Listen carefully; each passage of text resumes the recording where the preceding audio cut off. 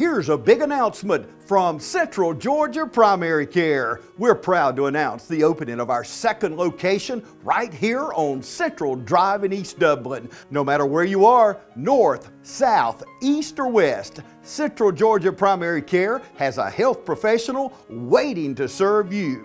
Central Georgia Primary Care, next to Paul's Tile Industrial Boulevard in Dublin, and now at our brand new location on Central Drive in East Dublin, right next to Thomas Auto Supply.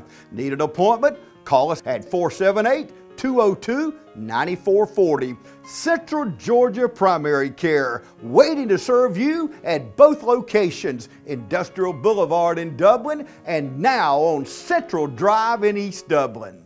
Hi, I'm Dr. Dustin Gay. I'm a local orthopedic surgeon with Houston Clinic Orthopedics, and we'd really like to invite everybody to come out to our new office facility to take a look at it. It's a larger space with physical therapy, and we're just excited to have it, and we'd love for people to come out and visit us. Come by and see us today at our brand new location, the Houston Clinic, Medical Drive in Dublin.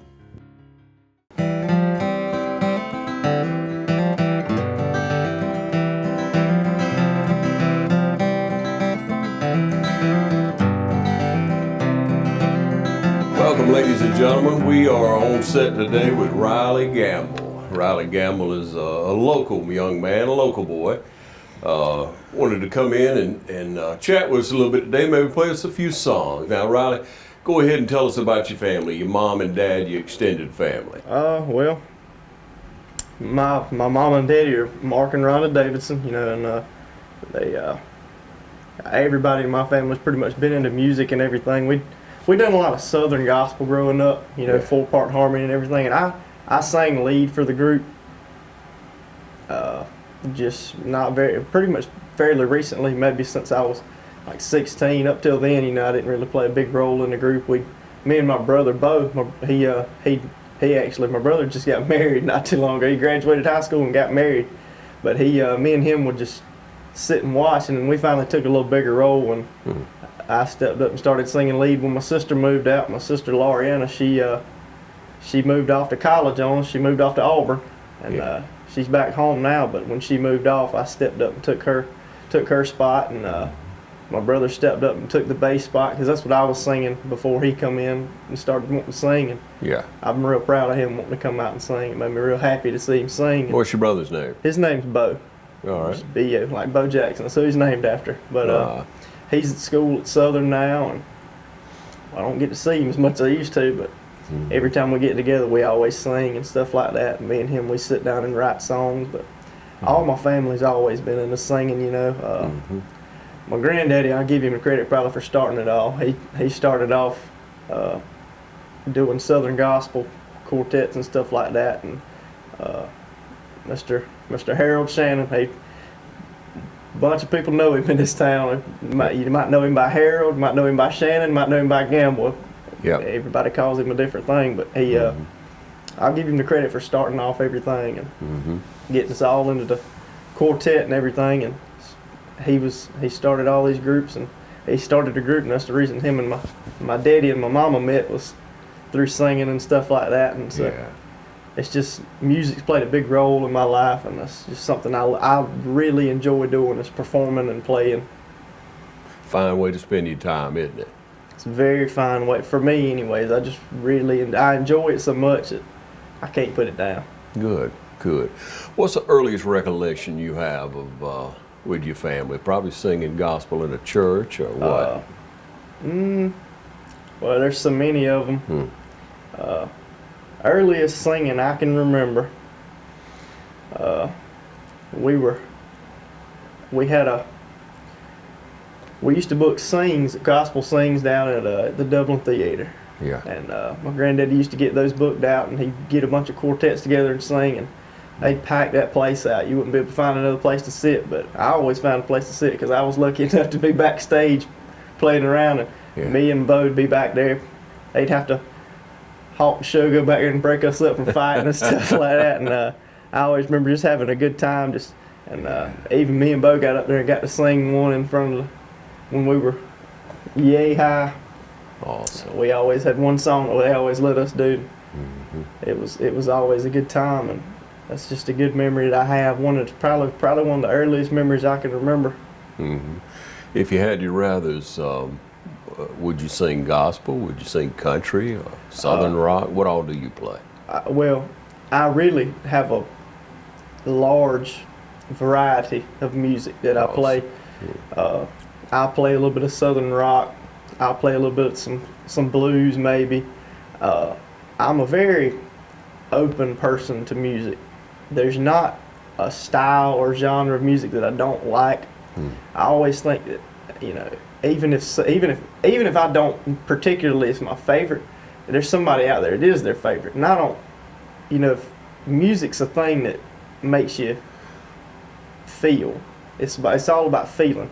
And so, you know, a lot of people like to listen to rock. A lot of people like to listen to country. Me personally, my favorite is country.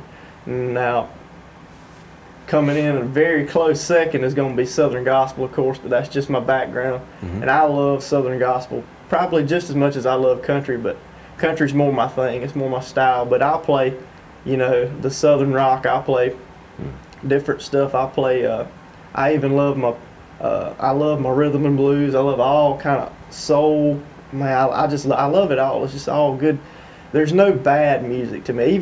Even rapping these days. I mean, it's not bad. It's just, you know, it's all good music to me. Yeah, it's about the lyrics and a lot of it. A lot of it's about the lyrics. Now, don't get me wrong. It's a lot of it's to do with the rhythm and everything. Cause I love sitting there just listening to the rhythm of a song. I mean, sure. Even the one I was picking to start out with, the Why, there ain't no words in that song. It's just all it is. It's it's called the Wildwood Flower. Yeah. Everybody, it's just a riff, pretty much. Just something you play. Like Chet Atkins probably done it the best, but it's just something you sit around and pick. When, you know, if you ain't got nothing to sing, you can just sit there and pick that for just a second. And that's what I do when I'm writing my songs. I'll sit down and just pick, and then my songs will come to me. Oh, that's awesome. So, how many songs you think you've written? Probably got right around 15 or so, maybe more, maybe less, give or take 15. Yeah, written. yeah.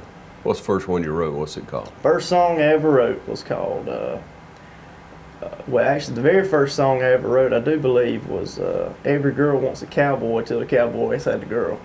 And that one, even though it was my first song, I'd done a good enough job on it, I think, to keep playing it in my shows and get it copyrighted and everything to play it. But nice. So we chatted the other day on the phone, you coming in. What have you thought about? What you going to play for us to start out with here? I'll probably play the song that I think was most influential into my country music career. When I was growing up, I always felt like I wanted to be a good singer. Don't get me wrong, I really want to be a really good singer and be known for my voice. But one of the most influential artists, probably if not the most, was Garth Brooks coming up.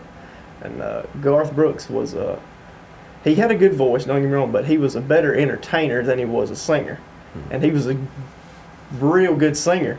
Yeah. So to be that good of an entertainer, and that's what I try to do, is be an entertainer. And this song's not really an entertainer song like, you know, maybe Friends in Low Places, but it's just one that kind of got me wanting to play country music. And it was the second, it may have been the first song I ever learned on the guitar.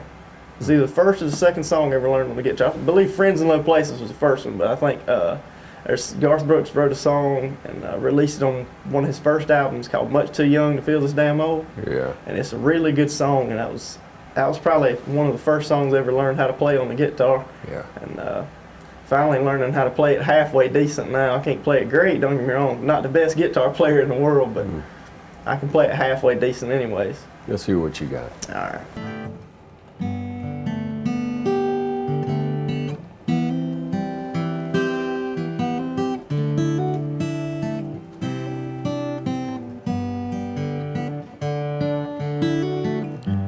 This old highway's getting longer. Seems there ain't no end in sight. Sleep would be best, but I just can't afford to rest. I got a ride in Denver tomorrow night. I called the house, but no one answered. For the last 2 weeks, no one's been home. I guess she's through with me. To tell the truth, I just can't see what's kept the woman holding on this long. And the white line's getting longer, and the saddle's getting cold, and I'm much too young to feel this damn old. And all my cards are on the table with no ace left in the hole, and I'm much too young to feel this damn old.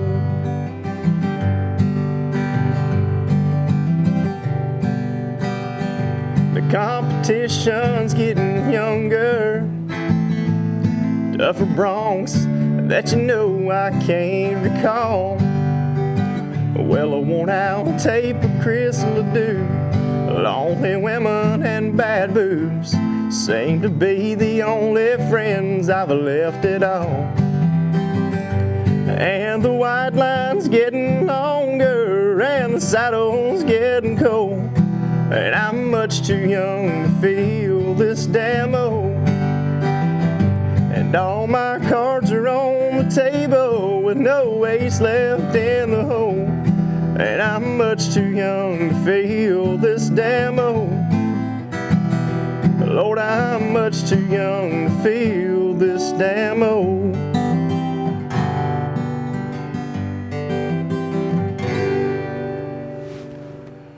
Man, everybody likes it. Almost everybody likes that song. Now that's a good one. You sing it well.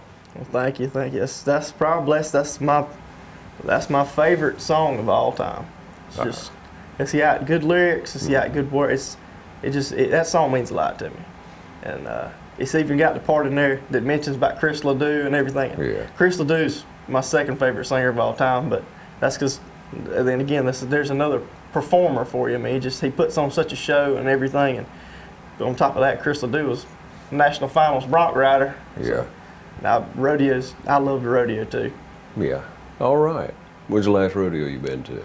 I hadn't been to a rodeo in a while. The last one I went to was in Casetta, Georgia. It's ways that I went to just go watch that one. But I've ridden a bronc or two, but yeah, it's every time I've ridden them, I've landed on my back or my head. Yeah, of course you did. That's a tough one. All right, so you think about sitting around playing music, spending time just enjoying with people. That'll draw people to you, won't it? Yeah. If you sit around and play, a lot of times you get a lot of people come around and they just sit and listen. And I love to play for people, even if it ain't for money. I just like to sit down and play for people. Don't get me wrong, the money doesn't hurt, but yeah. I like to play for people, and I like to play what people want to hear, and so I'll try to catch up with what people are listening to now, and you can't go wrong with the classics. But then there's a lot of stuff people want to hear now that they still want to hear the classics, but they want to hear some of the new stuff. So I pick up on some of the new stuff. Yeah. I'm more of an older soul, so I play older country and stuff like that. I try to play what people want to hear. Sure. Yeah, country music, that song, for example, that's country music. That's the story that we like to hear, and there's so many of them, and great artists that came along. And, like you say, there's nothing wrong with new artists. Some of them just extremely talented, but things have changed a lot. How do you see music as being changed, country music especially? Well, I've been to Nashville a bunch of times. I'm getting ready to actually go back up to Nashville this weekend. I'm going to go back up. But every time I go, there's somebody new. And it's so much, Nashville's so much bigger than what it used to be. Nashville used to be small. You used to have just the Ryman Auditorium and Tootsie's was downtown. I think there was a church too, and that was about it. And that's the guy that does my managing for everything.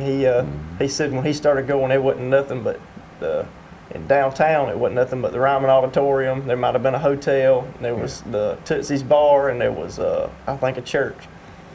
And of course, you had the Ryman was where the opera used to be held and everything. So there wasn't no big Opryland out there then. But he said, and now it's just you go down Broadway and stuff like that, and there's just so many good artists playing. There's so many bars. There's just 200 or more bars on Broadway that you can play, and every one of them, every single one of them, there's somebody that's just talented, that's just as good as you are, if not better. And it's just everybody's got their own style, especially when people are writing songs. Country music changes a little bit because, you know, it's not always the old country. You know, you got your pedal steel and your fiddle and you've got your classic country instruments. Now it's a lot of country songs now. I'll still consider them country just because they're labeled as a country artist. You'll have they'll do a country song over a beat. They'll still have a little few instruments, but there'll be a hip hop beat in the background or something. There's nothing wrong with that. I mean, it's just that's their style of play. Right. I mean, it's not necessarily my style. I mean, I listen to it. Don't get me wrong. I think they're good songs, but it's all music's good to me. But that's just how it's changed to me. They've added a little bit more, pulled genres and put them together. Sure. More like they mix sometimes songs will have a rock feel in a country song. Country song is more about the lyrics too. If you want to get right down to it, well, sort of. You got the lyrics, but a country song is more about who's singing it. You can take a country song, and if a country person's not singing it, it's no longer a country song. But if you take a rock song and a country person sing it, then it becomes a country song. That's how I look at stuff. Yeah. It's not about how you sing. It's not about. A lot of people think, you know, you're gonna write a country song, you're gonna sit down, you're gonna write about drinking a beer or a tailgate or you know, somewhere in a field or something like that. That's country lyrics, but it's not. It doesn't have to be a country song. You know what I'm saying? It's just all about who's singing it and how they sing it. Riley, what's your mom and daddy tell you about singing music? What kind of advice they give you? Just, you know, they give me a good bit of advice, you know, and everything, and not a lot about music, because they usually on music they kind of just let me do my own thing, but they stick to my roots and everything. They want me to stick to my roots, and my roots are Southern gospel, and I won't never not sing Southern gospel. Yeah, that's kind of what it is about it. Just stay who you are. Don't be somebody. Don't try to be somebody else. right. Try to be yourself. Don't try to make a name. You don't want to be the next Garth Brooks. You don't want to be the next George Strait. You want to be the next Riley Davidson. Yeah. You don't want to be somebody else. You don't want. Don't get me wrong. I love it when people compare me to George Strait or Garth or somebody like that.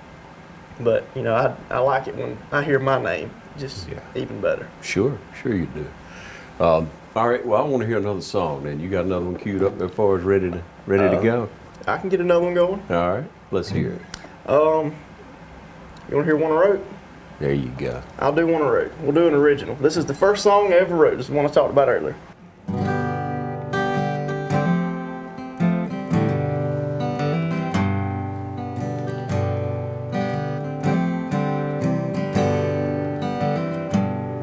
He's out on the road at 5 a.m. He's looking for places that he's never been. And he's young and wild, like the West Texas skies. He's every girl's dream. They'll chase him, you see. He's a cowboy. Every girl wants a cowboy till the cowboys had the girl. 'Cause the cowboy is restless, he can't settle down. He's just looking for the next stage in some old rodeo town. Every girl wants a cowboy till the cowboys had the girl.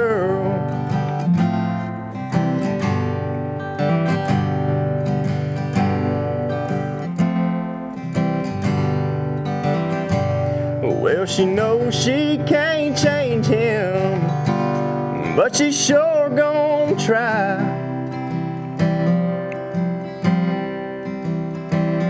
'Cause his mind's on a buckle, and the next bronc he'll ride. Well, from Fort Worth to Cheyenne, from Tulsa to Perry, nowhere's home. So he'll put on his chaps over his spurs, and he's gonna leave her again.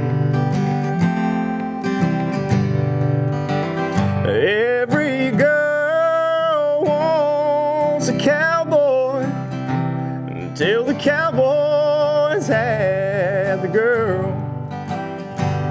'Cause the cowboy is restless, he can't settle down. He's just looking for the next stage in some old rodeo town. Every girl wants a cowboy.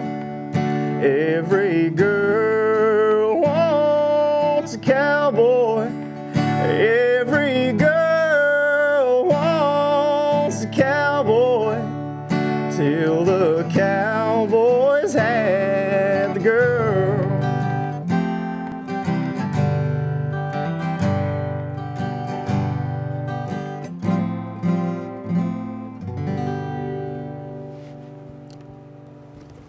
Riley, how'd you come up with that one? Well, I've got a cowboy country background. You know, riding horses and everything, and working horses, breaking horses, stuff like that. And, Yeah. I always loved the rodeos. I always loved cowboy country and everything. I sat down one night and it just when I write songs, they just come to me. You can force a song. Not that one's #1 chart hit or anything, but to me, my better songs come when they just come easily. And I sat down one night and I was at the barn. And I sat down and I started strumming chords, putting chords together, and then the words just started coming. And there's not really a story behind that song. You know, a lot of songs have maybe like a story behind them. Sure. But that one just kind of come to me. Most of my songs do. Most of the songs I write just come to me. There's not really a story behind them. They're just there. And you just gotta make it click. Yeah. And that one just, when I sat down and wrote it, just clicked. I think I was feeding horses or something the night I wrote that song. And no, I wasn't feeding horses that night. I was just I didn't even have any horses that time. I was just sitting down at the barn just by myself. And next thing I knew, I was writing a song. I didn't even mean to write that one. I sat down and was just playing the guitar, just playing music. That's what I do. I just sit down and just play a song, and that song just comes to my head. And I'll get lyrics together. The first thing that come to me, I remember when I was sitting there, was every girl wants a cowboy until the cowboys had the girl. It's the first thing I said. I got to make that into a song. Yeah.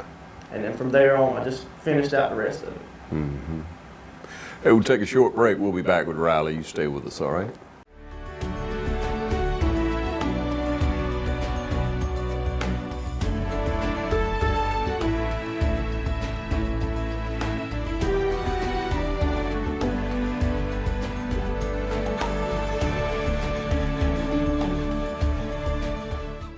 Summer's right around the corner, and you know what that means. It's vacation time. Here at Dublin Nissan, we can get you ready for vacation, whether it's a new Nissan or Chevrolet or just servicing your current vehicle. And guys, if you're looking for a new fishing truck, you can't go wrong with this all-new 22 Frontier. And if your needs are bigger, we got the trucks for you too. It's your choice. I know what mine is. Remember, Don sells Corvettes well. Hurry in to Dublin Chevy Nissan. Interested in working with youth? There are positions available in Dublin. Email your resume to rddeal1@gmail.com or call 478-279-3174. Interested in working with youth? There are positions available in Dublin. My name is Jeremy Blackstock. I'm the head of school at Trinity Christian School. For over 50 years, our school has faithfully served the Dublin and Lawrence County community.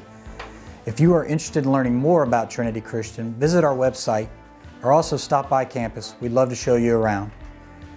We'd love for your family to be a part of what we're doing here at Trinity Christian School as we endeavor to teach the truth every day. The Lord has blessed us and we have experienced growth this year in our enrollment, but there are still plenty of spots available in K through 12th grade. So if you're interested in touring the school or interested in learning more about our application process, visit our website, tcsweb.org, or call us here at the school and speak with Dawn Lane, our admissions director. Welcome you back, Riley Davidson. You were telling me, around Nashville, you go by Gamble. Yeah, around Nashville, it's, don't get me wrong, I love the last name Davidson in Nashville because Nashville's Davidson County, Tennessee. Mm-hmm. And a lot of people, anytime I introduce myself or my manager introduces me, a lot of times when we go somewhere, because we've met a lot of people, a lot of people, and he'll introduce me by my full name. He'll say, "This is Riley Gamble Davidson," and so not trying to make a different name for myself, but I'll go by Riley Gamble around Tennessee and around up in Nashville, and but around here, Riley Davidson's what I go by. Ain't nobody going, just. Most people around here know me by my first name anyway, so they just. But up there, it's just different, and of course, there's a lot of stuff going on up there. If you use your last name up there, you may get in trouble or something. Not like that, but there's a lot of crazy people in Nashville that may try to steal your stuff and everything. It's more. Don't get me wrong, I think Riley Gamble's a cool sounding thing. I love my middle name. Got it from my grandfather too, but it's more of a legality thing. It's not trying to make sure all my stuff's protected and everything. Sure. All right, you say you met a lot of people. Who's made a great impression on you? Who's the people you met that made a great impression on you? I hadn't met anybody. The most famous person I met in Nashville so far, Dwight Yoakam. But funny story to that one. We went to this little place called the Troubadour off on Music Valley. So they play a lot of older country over there. And that's my style. And this was one night they just had it packed out. It was $20 to get in, and they had this band called Music City Playboys. They had Organic Country, and I hit on Organic Country too because that's a great band, and I've met a lot of them too. But there's a few other ones, and they had some guys that night that was closing that they come over from the Opry to come. As soon as they finished their show at the Opry, they came and played at the Troubadour. Yeah. But I met Dwight Yoakam in the bathroom of the Troubadour. So he was leaving the Troubadour, but met a lot of folks up there. I met Rhonda Vinson. I don't know if you know her. She's a bluegrass. I don't know. Maybe they call her the Queen of Bluegrass, something like that. She's made a lot of doing bluegrass and everything. And but I've met quite a few folks up there. Most of the people I meet you're not going to necessarily meet all the famous people up there. You're not going to meet just wandering. You can, don't get me wrong. There's a bunch of people up there just go hang out in Nashville. But most of the people I meet are people who have played for somebody. And they'll all get a band together and they'll play. Organic Country is the one I was talking about. Their lead singer is Kevin Denny. Kevin Denny released a couple records a while back, and I love hearing Kevin sing. He's a great singer, and he released some songs that I play in my truck every day. He's got some songs, Cadillac Tears, and another song called That's Just Jesse. They're just good songs that he wrote, and he sings them at his shows still. And his band is made up of all kind of people that have played for somebody, and just a few of them. like his lead guitar player, I can't remember his name, but he played for Randy Travis for a long time. And the fiddle player that plays for him played, I don't know if you've heard Seminole Wind by John Anderson. That track, he's playing on that track. And so all those people, every one of I think the steel player played for like the Opry for a while. Every one of them has played for somebody. They're professionals. They're good at what they do. So when you meet these people, they want to talk to you, and they'll give you advice and stuff like that. And they're good. They're really good people. I have yet to meet somebody in Nashville that was just not somebody you want to talk to. Nice. Man, that's saying something. And you know, there's so much talent out there. I'm sure you see it everywhere you look in Nashville, don't you? Every corner you turn, there's talent. I mean, there'll be people playing on the corner of Broadway. There'll be people playing on Broadway. There'll be people playing at these little clubs on the outside of, like on Music Valley, out by a place called the Scoreboard and Music City Bar and the Troubadour. There's always just good talent there. And usually your younger talent that's coming up is going to play on Broadway, but there's just everywhere you turn, even if you go in a guitar store, there's somebody in there that's just tearing up a guitar in there. Or there's somebody just laying it back with a piano or something. It's just, there's so much talent in Nashville that it's almost, Nashville, don't know, it's growing, it's enormous, but it's almost too small to hold the amount of talent that they got. And it's one big, you pull for everybody, but it's one big competition. It's like one big friendly competition. You don't ever not root for somebody, you know. It's kind of like when you play in golf. You don't ever want your opponent to hit a bad shot. You wish bad luck on them, bad luck's going to happen to you. But that's the way I look at it. It's similar to the music industry and everything. But you don't, there's so much talent that even if you wish bad on them, they're going to end up blowing up. And you're going to be stuck trying to compete with them when you just, instead of competing, you just go out there and do your best. Right, that's right. I can tell you going out there and doing your best, you got a good heart. Riley, you play some around here? I do. The other night I played at down in Cedar Grove at the Cedar Grove Opry down there, and I got lucky and fortunate enough that Mr. Scott Stewart and his son Will Stewart, they asked if they could play with me, and Scott played the bass for me and Will played the drums, and you talking about two good musicians, they can play just about anything. I think they could play it blindfolded with their hands behind their back. This is good. And, had a good turnout down there too. It was a real good crowd. I was pretty much opening up for the Dixie Rhythm Boys, the gospel group. Sure. And I played about an hour, and then they came on. And I played a lot of from time to time down here at Company Supply, right down the road. I love to play down there. It's a good crowd, and it's just me by myself and a guitar, and I just get up there and play. And every now and then, the guy that does my booking for me, he does the booking for Company Supply. He books me down there. Mr. Jody Hightower, he'll come up there and play the little cajon thing, little box drum thing. He'll play it for me on the fast songs or something like that. And, it's always a good crowd down at Company Supply too, and I enjoy playing down there. I'm actually playing down there again September the 15th, I think. I play from 7 to 9 for 2 hours. All right. Hey, we'll take another short break and be back with Riley. You stay tuned.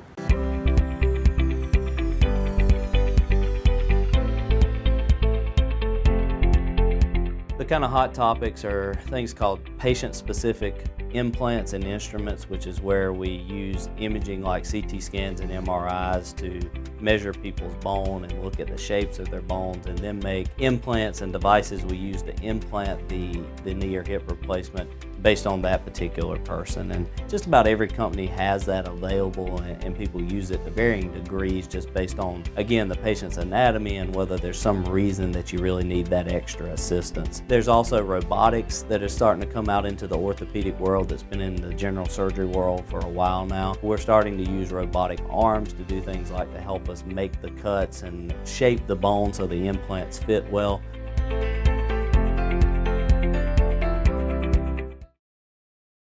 Count on Chapman & Associates Polygraph Service and unlock the truth. Chapman & Associates Polygraph Service. offering pre-employment, post-conviction, sexual offender testing, employee thefts, infidelity, and more. Call on the professionals at Chapman & Associates Polygraph Services and unlock the truth. Tim Chapman, CEO. Email at caapolygraph@gmail.com or call 478-998-9273. When you need help, call Chapman & Associates Polygraph Service and unlock the truth.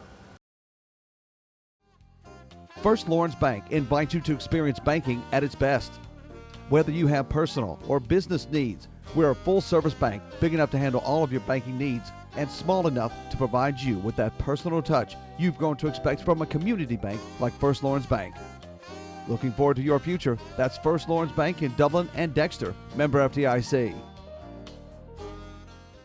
All right, welcome you back now. How do people get in touch with you if they want to reach out to you, find you on social media, what have you? You can get in touch with me. You can find me on Facebook. I'm on just about every social media platform there is. You can find me on Facebook. I've got an Instagram. If somebody wanted to book me, they could call me or they could call my manager. If it's a small booking, give me a call. If it's a bigger booking, you may want to call my manager or something like if I was going to play like a festival or something, I'd run it through Mr. Terry Richardson. Terry Richardson, he's my manager. He's from down in the Montgomery area, and got hooked up with him a while back, but I'll hit on that a little later. But you can find me on TikTok and everything. I post a good bit on TikTok. I haven't posted on TikTok in a while, but can't even remember what my TikTok handle is. Riley Gamble Music, I think. It's Riley Gamble Music, all undercase on TikTok. I post a good bit on there. Yeah, keep doing your thing, Riley. It's been a pleasure to see you. I want you to leave us, with a good tune here, and we wish you the very best. We want to all keep our eye on you. All right. We'll do a little Johnny Cash. So we'll hit on some Johnny Cash.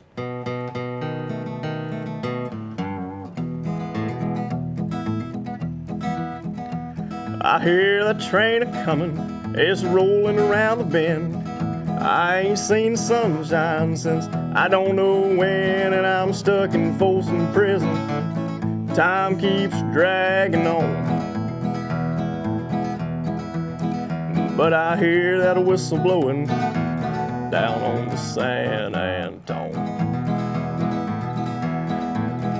Well, when I was just a baby, my mama told me, son, always be a good boy, don't ever play with guns. But I shot a man in Reno just to watch him die. But I hear that train a-comin', I hang my head and cry.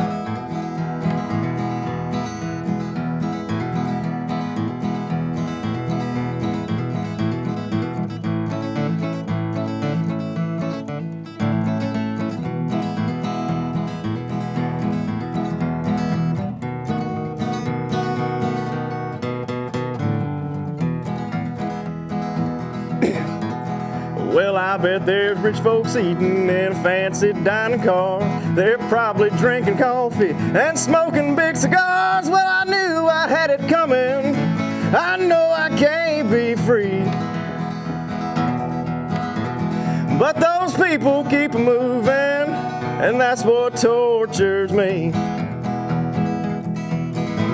Well, if they freed me from this prison, if that railroad track were mine, I bet I'd move it on a little further down the line, just far from Folsom Prison. That's where I want to stay. And I'd let that lonesome whistle blow my blues away.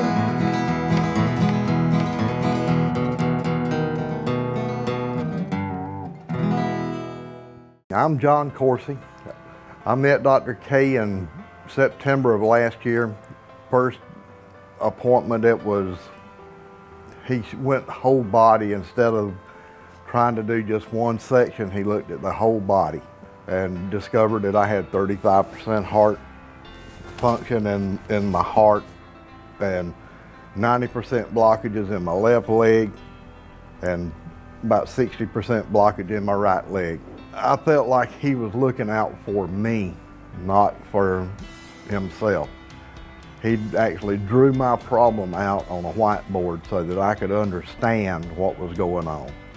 Over the course of 6 months, he put 2 stents in my heart, 5 stents in my left leg, 1 stent in my right leg, and I've gone from being able to walk maybe 50 feet to as far as I feel like I want to go. He has changed my quality of life to the better, and I think he is the best doctor I have ever been to. And I recommend anybody, and have recommended to several people, to come see Dr. K so that he can fix their problems as well. The staff, City of Hope, is a great place to go. They are so friendly. They call me by name when I go in and sit down. I don't even have to sign in anymore. They call me by name after the first visit. Thank you.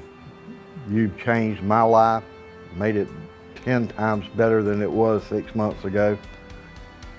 When I went to Dr. K, I felt like I was on the way out of this world. Couldn't walk, couldn't do what I wanted to do. My quality of life was low. Today it's high. I believe he saved my life. What can you say to somebody to save your life? Thank you.